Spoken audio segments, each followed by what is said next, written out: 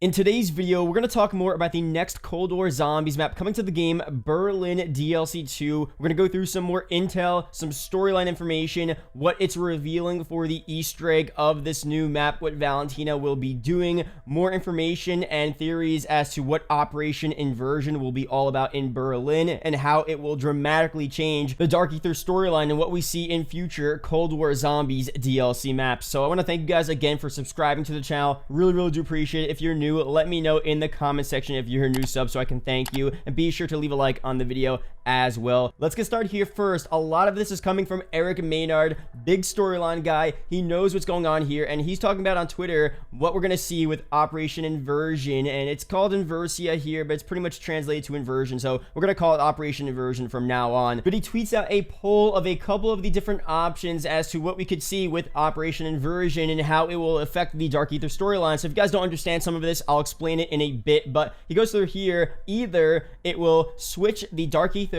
and the real world, invert time, infect with the Dark Ether and other. And let's go through some intel that he tweets out. We're talking about this on Twitter. Here's one that we've mentioned so many times before. It's the Attention K cipher that we've talked about again. This could be referring to Kravchenko, now the top head of Omega. We finally realized he was there back in Firebase Z, but pretty much here they talk about selected site is approved for trial run of Operation Inversion. And we actually talked about this in my video. I made a huge video going through Berlin DLC 2 storyline information, the new intel that teases the map. If you guys want to check that video out, a link to that will be down in the description below. But in that video and others, we talked about how Operation Inversion isn't just about Berlin, it's about everything that they're doing. So some more stuff here from past intel. This is from Peck, and he's saying the breach opening right on top of an installation like this may have given me the key to making an Inversion warhead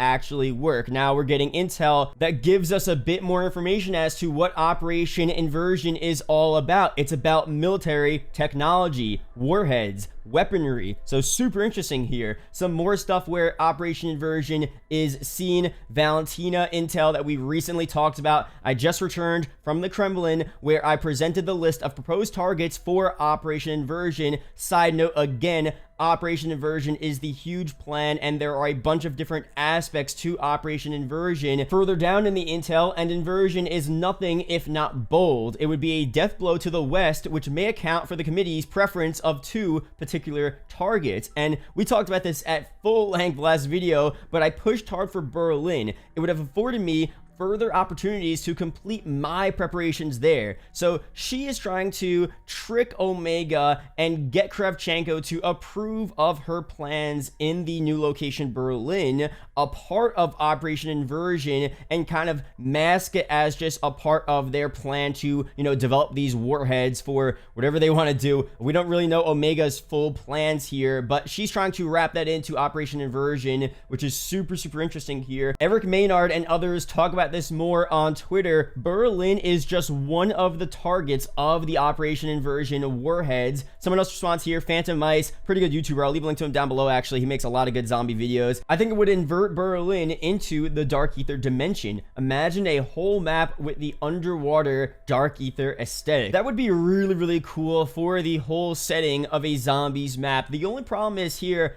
Operation Inversion would have already had to occur before the new map releases. That's why for Operation Inversion here, and if something is actually executed and Berlin and the Dark Ether are inverted, it would be for the Easter egg during the map, and we would most likely have that inverted setting probably for the Easter egg ending cutscene, maybe just for the boss battle, or maybe for another future zombies map. Unless we somehow get new intel that releases before Berlin releases that tells us that Operation Inversion took place, it is in full effect, and all of these changes occur before DLC 2 releases, then this has nothing to do with the Easter egg. This would just be in the storyline, and they just tell it through the intel. And then once we get to the new map, we'll be in the Dark Ether dimension, or whatever happens after the inversion takes place, and then we'll have to see what happens there. But most likely here, all of this, like I said, it's for the Easter egg, for the actual map, and we'll know more as to what this operation is all about towards the end of Berlin, which is super cool there. But some more stuff here. Eric talks more about the inversion here. He says Omega and the other other Dark Ether German soldiers that we've been talking about have dudes waiting on the other side at the place.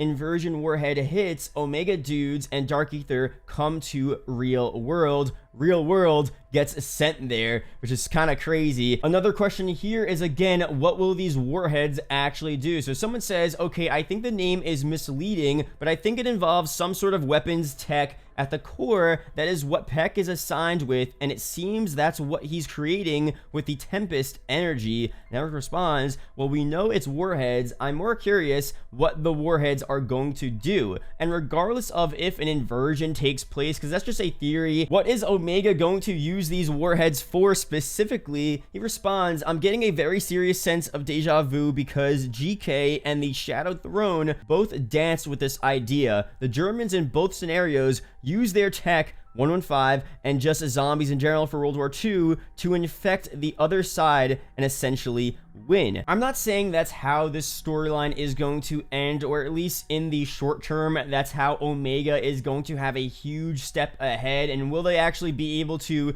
use these warheads before Requiem has a chance to stop them in some type of way? Again, we don't know how that's going to happen. We know Requiem knows about Berlin. Weaver knows about the conversations Valentina was having with a secret informant in Berlin, potentially Eddie. So we're going to find out, like I've been saying, so much really good info in this Berlin map. It's honestly really exciting. There's a lot of different possibilities as to what could go down here. For now, that's just some more information on Operation Inversion, the Omega warheads, and just to let you guys know, some crazy stuff will happen. If you guys have any theories about that, leave them down below. Let's go through some more zombie stuff here. Just watch this very quickly. This is actually insane. First time I ever got a ray gun in Outbreak, and this is how Samantha reacts. Wonder what she was going to prefer. I mean, this is just crazy that Samantha Maxis, the operator in Cold War, said this. So here's the clip.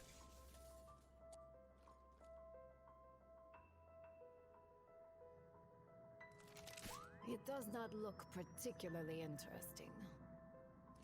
It does not look particularly interesting? What is she on? Like, the ray gun in Cold War is fire. I mean, I don't even know if this was meant to occur. Maybe this was a thing where the operator played the wrong voice line, but this is crazy. I mean, does she not like the ray gun? Would she prefer something else? I wonder if you guys play as Samantha Maxis and you get like a really bad weapon from the mystery box, pick it up and see what she says and how she reacts to other weapons, because maybe she just doesn't like good wonder weapons. Maybe she's just too good for the ray gun. I mean, I can't believe that, but that's just crazy that the operator voice line would say that to picking up one of the best wonder weapons, the best wonder weapon in Cold War Zombies. Some more stuff here. What's your favorite memory or thing about Mob of the Dead? I loved and miss Electric Cherry and the jump scares. Electric Cherry, such a fun perk to use in Mob. It was the first time it was added to zombies, and it just hits different in Mob. Using Electric Cherry in Mob hits different. The jump scares weren't that big of a deal. They didn't affect your gameplay, but it was a cool little addition to the game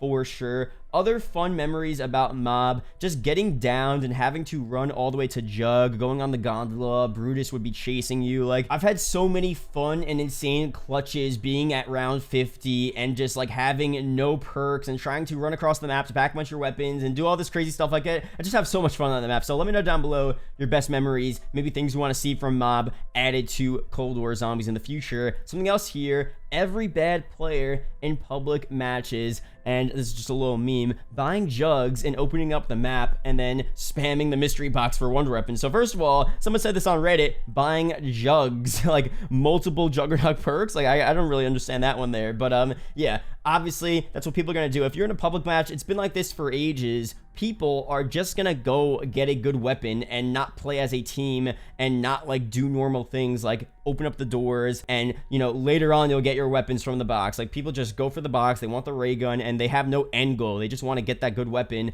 And I don't know, maybe it's just the noobs that go in public match, or that's just how it is when you play public match. You just have that feeling to not really do anything besides hit the box. I feel like that's less prevalent in Cold War, but especially in the past, that's how it always was. So pretty good meme there. And that's pretty much it here for this video. Thank you guys for watching. Hope you guys did enjoy. I just want to ask you guys a quick question about the channel, because I made a Warzone video yesterday going through some stuff with Season 3, the nuke event, and a lot of people, obviously Warzone isn't the most popular thing with you guys. Most of you guys like zombies, but I do like talking about Warzone, and I do want to integrate it into my videos. If you can, just let me know down below if you don't mind seeing some Warzone. Maybe you like Warzone, maybe it's not your main thing, but again, you don't mind seeing some of it in the videos, some news covered and stuff like that. It's not my favorite thing to play, but I do enjoy it and I do want to talk about it. And some people were like, yo, I didn't come here for Warzone, I came here for zombies. Like, look, I cover all Call of Duty news. I'm always going to cover all things Call of Duty. And next year,